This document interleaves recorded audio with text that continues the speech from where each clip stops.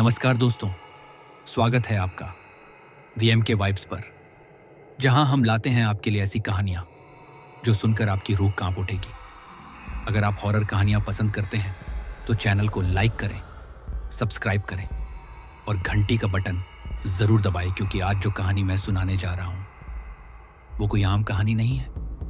ये एक ऐसी कहानी है जहां सुंदरता के पीछे छुपा है विनाश, जहां प्यार बन जाता है मृत्यु का द्वार और जहां हर पूर्णिमा की रात जंगल में गूंजती है पायल की आवाज। कहानी का नाम है यक्षिणी। राजस्थान के बूंदी जिले के पास एक छोटा सा गांव था, केसरपुर। यह गांव चारों तरफ घने जंगलों से घिरा हुआ था। दिन में शांत, लेकिन रात को ऐसा लगता था जैसे जंगल खुद जिंदा हो। उसी गांव में रहता था अर्जुन, 20-22 साल का नौजवान, मेहनती, सीधा सादा। वो कस्बे में लकड़ी का काम करता था। हर शाम काम खत्म करके वह पैदल जंगल पार करके गांव लौटता था। गांव के लोग हमेशा उसे रोकते। अरे अर्जुन, रात में मत निकलो उस रास्ते से, वहां यक्षिणी रहती है। अर्जुन हंस देता। बाबा, अब ये किस्सा भी आप लोग छोड़ो। आज के जमाने में यक्षिणी कहाँ रहती है। लेकिन बुजुर्गों का कहना था कि बरसों पहले उस जंगल में एक औरत की रहस्यमयी मौत हुई थी। कहते हैं वो औरत अब भी लाल साड़ी पहनकर पीपल के पेड़ के नीचे घूमती है। जो भी उसकी आवाज सुनता है वो कभी लौट कर नहीं आता। एक रात अर्जुन देर तक काम में फंसा रहा। जब वो वापस लौटा तो रात के करीब 11 बज चुके थे। जंगल पूरी तरह अंधेरे में डूबा था। सिर्फ झिंगुरों की आवाजें और हवा की सरसराहट थी। वो अपने टॉर्च की हल्की रोशनी में रास्ता तय कर रहा था। अचानक हवा रुक गई। पूरा जंगल जैसे ठहर गया। फिर उसने सुना पायल की हल्की झंकार, छन छन छन। अर्जुन रुक गया। आवाज सामने वाले रास्ते से आ रही थी, उसी पीपल के पेड़ की दिशा से जहां जाने को लोग मना करते थे। उसका दिल जोर से धड़कने लगा, लेकिन जिज्ञासा भी बढ़ी। वो धीरे धीरे आगे बढ़ा। पेड़ के नीचे उसने देखा एक औरत लाल साड़ी में खुले बालों के साथ चांदनी में खड़ी थी। वो पेड़ के तने से टिककर कुछ गुनगुना रही थी। उसकी पायल धीरे धीरे बज रही थी। अर्जुन बोला, कौन हो तुम? इतनी रात गए यहां क्या कर रही हो? वो औरत मुड़ी। उसका चेहरा अद्भुत सुंदर था, गोरा, चमकदार, पर कुछ अजीब सी चमक थी उसकी आंखों में। उसने मुस्कुराकर कहा, मैं रास्ता भटक गई हूं, क्या तुम मुझे गांव तक छोड़ दोगे? अर्जुन थोड़ा सहज हुआ। हाँ जरूर, आओ मेरे साथ चलो। वो दोनों चलने लगे, लेकिन अर्जुन को महसूस हुआ हर कदम पर पायल की आवाज उलटी दिशा में गूंजती है, जैसे वो आवाज पीछे से आ रही हो, न कि उसके बगल से। उसने टॉर्च नीचे की और उसका खून जम गया। उस औरत के पैर उल्टे थे। टॉर्च उसके चेहरे पर गई। अब उसकी आंखें लाल थीं, होंठ नीले और दांत नुकीले। वो चीखी, अब तू भी मेरा होगा। अर्जुन चिल्लाया और भागा। जंगल में हर दिशा से पायल की आवाज आने लगी, छन छन छन। हर पेड़ के पीछे वही लाल साड़ी लहराती दिखती थी। वो किसी तरह भागकर गांव पहुंचा, लेकिन जब घर पहुंचा तो बेहोश होकर गिर पड़ा। अगली सुबह जब गांव वाले उसे देखने पहुंचे तो अर्जुन जिंदा तो था, पर उसके बाल सफेद हो चुके थे और वो बस एक ही बात बड़बड़ा रहा था। उसने कहा था, अब तू भी मेरा होगा। अर्जुन को उस रात के बाद बुरे सपने आने लगे।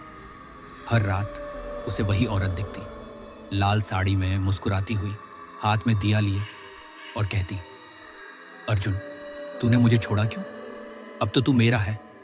वो चौंक कर उठता, पसीने से तरबतर। दिन में वो ठीक रहता, पर रात होते ही जैसे कोई परछाई उसके पीछे चलती। गांव के लोग डरने लगे। कहते हैं अर्जुन के घर के पास रात को किसी औरत की हंसी गूंजती है और कभी कभी हवा में चमेली की महक के साथ राख की गंध आती है। एक दिन अर्जुन ने हिम्मत की। वो गया गांव के पुराने मंदिर में। वहां पंडित हरिदास नाम के एक वृद्ध साधु रहते थे। उन्होंने उसकी कहानी सुनी और गहरी सांस ली। अर्जुन, तूने जिस स्त्री को देखा है वह कोई मनुष्य नहीं थी। वह इस जंगल की यक्षिणी है, एक अधूरी आत्मा जिसे मुक्ति नहीं मिली। अर्जुन ने पूछा, पर वो कौन थी बाबा? पंडित बोले, सालों पहले इसी गांव में एक औरत थी, राधिका।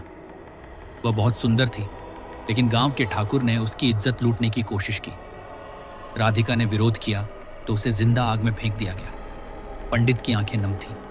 मरने से पहले उसने श्राप दिया, जिसने मुझे धोखा दिया वो कभी चैन से नहीं सोएगा, और जो पुरुष रात में इस जंगल से गुजरेगा मैं उसकी आत्मा को अपना बना लूंगी। कहते हैं तब से वो यक्षिणी बनकर इस जंगल में भटक रही है। वो उसी पीपल के पेड़ के नीचे बसी है जहां राधिका की चिता जली थी। अर्जुन कांप उठा। बाबा, अब मैं क्या करूं? वो हर रात मुझे बुलाती है। पंडित ने उसे एक ताबीज दिया और कहा, पूर्णिमा की रात मत निकलना। अगर वो तुझसे मिल गई तो तेरा शरीर तो रहेगा, पर आत्मा उसकी हो जाएगी। लेकिन किस्मत का लिखा कौन टाल सकता है? कुछ दिन बाद ही पूर्णिमा की रात आई। चांदनी पूरे गांव में फैली हुई थी। अर्जुन ने अपने दरवाजे बंद कर लिए, दिया बुझा दिया और आंखें मूंद ली। पर अचानक हवा चलने लगी। दरवाजे अपने आप खुल गए और फिर वही पायल की आवाज, छन छन छन। वो आवाज इस बार अर्जुन के घर के अंदर से आ रही थी। उसने आंखें खोली। वो औरत सामने खड़ी थी, लाल साड़ी में, होठों पर हल्की मुस्कान और आंखों में आग। अर्जुन, मैं तुझे लेने आई हूं। वो पीछे हटा, पर उसके पैर जमीन से चिपक गए। दीवारें कांपने लगी। दीपक अपने आप जल उठा। यक्षिणी ने हाथ बढ़ाया और अर्जुन की गर्दन पर ठंडी उंगलियां रखी। अर्जुन चीखा, मुझे छोड़ दो।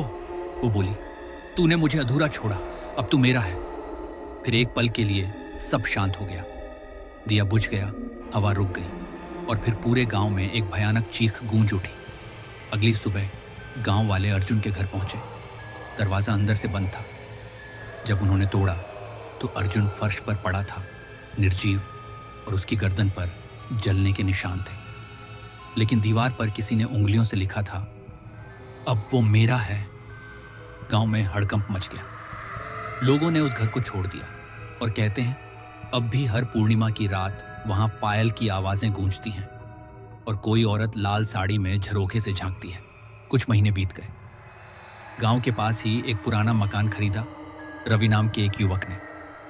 वो शहर से आया था, पढ़ा लिखा, वैज्ञानिक सोच वाला। गांव वालों ने उसे बहुत समझाया, उस घर में मत रहो बेटा, वहां यक्षिणी का साया है। रवि हंस दिया, भूत प्रेत कुछ नहीं होते काका, बस डर होता है इंसान के अंदर। उसने घर की सफाई करवाई, नया रंग करवाया और वहीं रहने लगा। पहले कुछ दिन सब ठीक रहा, पर फिर अजीब बातें होने लगी। रात को खिड़कियां अपने आप खुल जाती, कभी किसी औरत की हंसी सुनाई देती और कई बार दरवाजे पर किसी के चलने की आवाज आती, छन छन छन। एक रात रवि ने सोचा कि देखे आखिर यह है क्या। उसने कैमरा लगाया और लाइट बंद कर दी। रात के करीब 12 बजे अचानक कमरे का तापमान गिर गया। दिया अपने आप जल उठा और कैमरे के सामने वही लाल साड़ी वाली परछाई दिखी। रवि की सांसें रुक गईं। वो वही थी, यक्षिणी। उसने कहा, तू कौन है? मेरे घर में क्यों आया है? रवि कांपता हुआ बोला, मैं यहां नया रहने आया हूं, पर तुम कौन हो? वो धीरे धीरे उसके पास आई। उसके बाल हवा में उड़ रहे थे, आंखें लाल थीं। मुझे मुक्ति चाहिए, मुझे शांति चाहिए। रवि के हाथ कांपने लगे। मुक्ति? लेकिन कैसे? यक्षिणी बोली, मेरी राख अब भी उसी पीपल के नीचे दबाई गई है। जब तक वो राख गंगा जल में विसर्जित नहीं होगी, मैं इस धरती पर भटकती रहूंगी। और फिर अचानक वो गायब हो गई। सिर्फ पायल की आवाज बाकी रह गई, छन छन छन। अगली सुबह रवि सीधे पंडित हरिदास के पास पहुंचा। उसने सारी बात बताई। पंडित ने सिर हिलाया, बेटा, तू अगर सच में उस आत्मा को मुक्त करना चाहता है तो आज रात 11 बजे उस पीपल के पेड़ के नीचे जा, उसकी राख निकाल और गंगा जल से उसका तर्पण कर।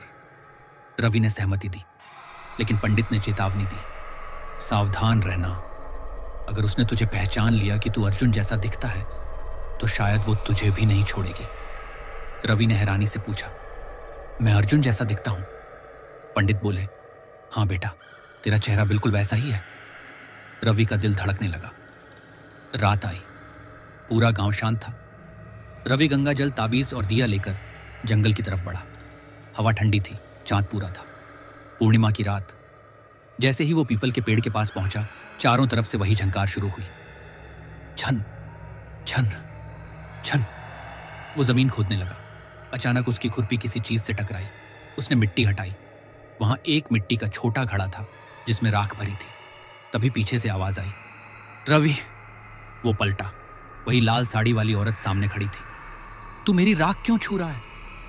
रवि कांप गया, पर हिम्मत जुटाकर बोला, तुझे मुक्ति चाहिए ना, मैं वहीं देने आया हूं। यक्षिणी की आंखों से आंसू बहने लगे। कई जन्मों से मैं इंतजार कर रही थी, किसी के जो मुझे अधूरा न छोड़े। उसने हाथ बढ़ाया, पर अगर तू झूठा निकला तो तेरा भी वही हाल होगा जो अर्जुन का हुआ था। रवि ने आंखें बंद की, ताबीज उठाया और राख पर गंगा जल छिड़क दिया। जंगल में अचानक तेज हवा चलने लगी। पीपल के पत्ते गिरने लगे और यक्षिणी ने दर्द भरी चीख मारी। मुक्ति। उसका चेहरा धीरे धीरे शांत हो गया। लाल साड़ी सफेद हो गई और उसकी देह हवा में विलीन हो गई। सिर्फ राख की जगह एक कमल का फूल रह गया। सुबह जब गांव वाले वहां पहुंचे तो रवि वहीं बेहोश पड़ा था। उसके हाथ में वही ताबीज था और पास में लाल साड़ी का एक छोटा टुकड़ा जो अब राख में बदल चुका था। पंडित हरिदास बोले, अब जंगल पवित्र हो गया है, यक्षिणी को मुक्ति मिल गई। उस दिन के बाद केसरपुर गांव में कभी किसी ने पायल की झंकार नहीं सुनी। जंगल अब शांत था, लेकिन कहते हैं कभी कभी पूर्णिमा की रात अगर कोई ध्यान से सुने तो हवा में किसी औरत की मीठी आवाज गूंजती है। धन्यवाद रवि। दोस्तों, अगर आपको ये कहानी पसंद आई हो तो लाइक करें, शेयर करें और द एमके वाइब्स को सब्सक्राइब करें, क्योंकि अगली कहानी में डर और भी गहरा होगा। हर आत्मा अधूरी नहीं होती, कुछ आत्माएं सिर्फ याद बनकर जीती हैं।